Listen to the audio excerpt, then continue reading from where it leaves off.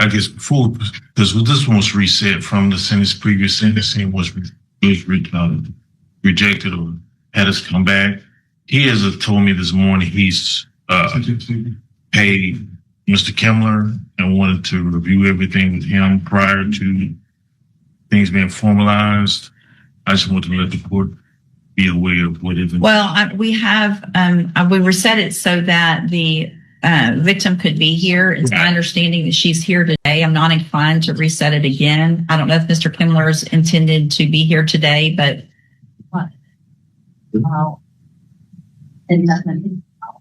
he hasn't filed anything with the court. Is this a consultation for Thursday? Because no, we're going forward today. We're going to go forward. So obviously your case has been pending for some time. Mr. Lewis worked out a probation deal for you. I just want, before we go forward with that, I wanted to reset the case so that I could hear from Ms. Munoz with regard to some of those allegations about contact. So this is 25 DCCR 1836. We were previously here. Mr. Seacrest entered a plea of guilty to the second-degree felony offense of burglary of a habitation. The agreement was for 10 years in prison that was to be probated for 5 years with a $500 fine, conditions that would go along with that. And we've already been here on sentencing once. You guys both have had an opportunity to review the pre-sentence report. Any other additions, corrections to that report? No, from the state. No, from the defense judge. Now, other than the issue with regard to some of that contact allegations, is there any reason not to go forward? Anything else? No, Judge. All right. So if you'll get Ms. Munoz, you can question her. Stand right over here. There you go. Right here. You can just come just right stay here. right here. Good morning. Would you please raise your right hand? Do you swear or affirm the testimony you're going to give in this hearing will be the truth, the whole truth, and nothing but the truth? Yes. Thank you, ma'am. You can put your hand down. Mr. Smith? Okay. Would you state your name for the record and spell your name for the court? Perla Gisela Munoz, PERLA GISELA Munoz, MUNOZ. And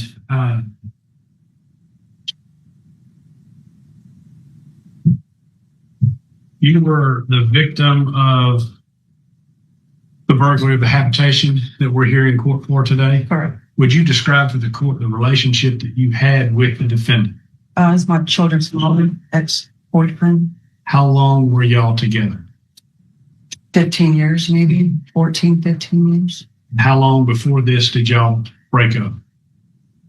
It's always on and off. It's never really just an on and off thing.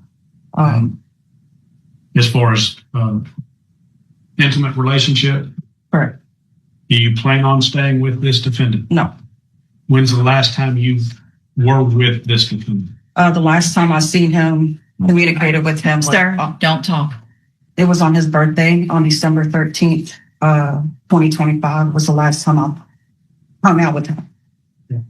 And you came to our office and you spoke to me and Ms. Kendrick before this case played. Is that correct?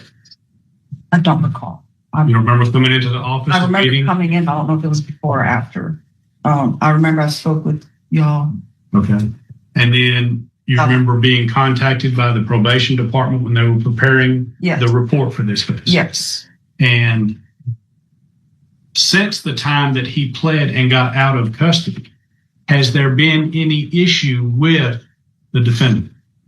I've had some vandalism going on at my apartment, my vehicle. My apartment got spray painted, and where I used to work at, up the road, it got spray painted as well with my name. Okay. So a place that you used to work when he last had contact with you, correct?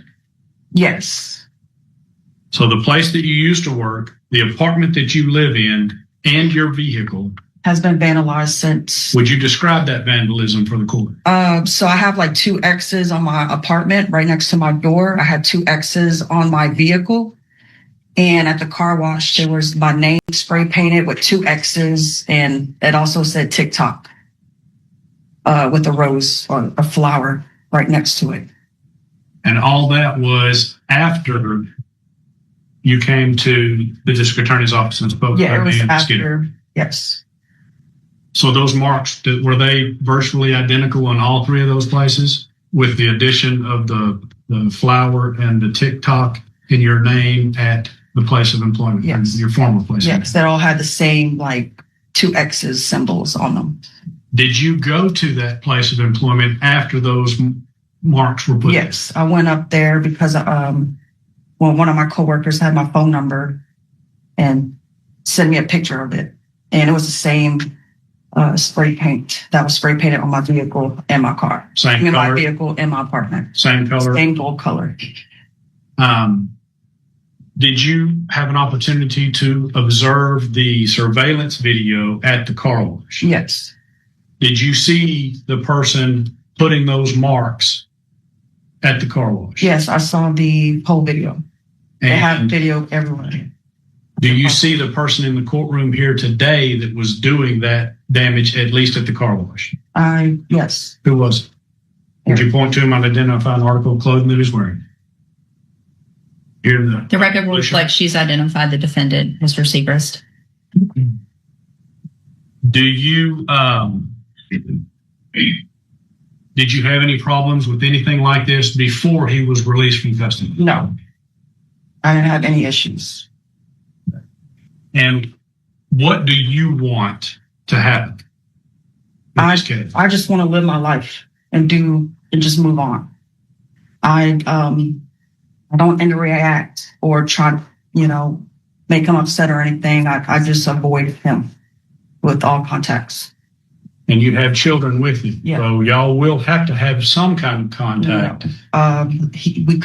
There's other ways to work around that with his sister or his mother. We don't have to have any contact. So you just are requesting from the court no contact whatsoever with Yeah, the I want no defendant. contact. Any questions of the witness? No, Just- you don't get to ask a question. Just briefly, Go ahead. you say you saw the surveillance video from the car wash, and now describe for me that was just a painting with your name and the two X's. That's correct, Spray paint, yes. right? Was there any video or surveillance footage to this vandalism to your property? No. I don't think my camera caught it on time, but I did have neighbors a few doors down that said that they saw him. That was the only people that told me that they saw him. Okay, so other than a few names. Notice the defense strategy here. They're attacking the evidence gap. No direct footage of the apartment vandalism, no camera catching the act, just witnesses and circumstantial connections. In court, that distinction matters a lot, but the judge is clearly looking at the bigger pattern. There's no direct evidence that any potential we don't- damage No, from Sasika. That's what. Anything else? Nothing, Judge. Thank you, ma'am. You can go have a seat. So, sister, we're gonna shoot it. She can. Can she be excused? Judge? Sure. Yes, ma'am.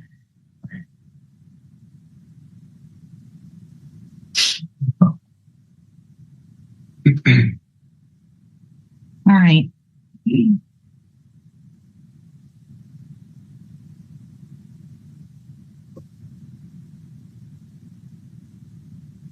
Mr. Smith, thoughts? Judge,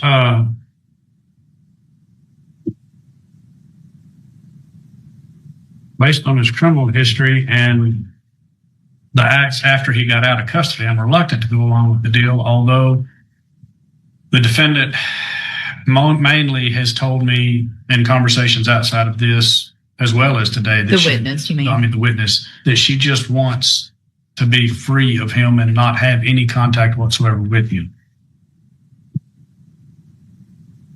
Mr. Lewis?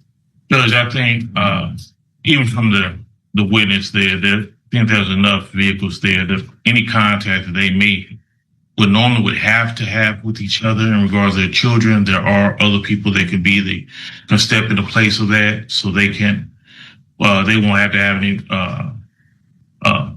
contact. And I believe, of course, some type of no contact or anything, as a condition of probation. No contact, and we've at least got,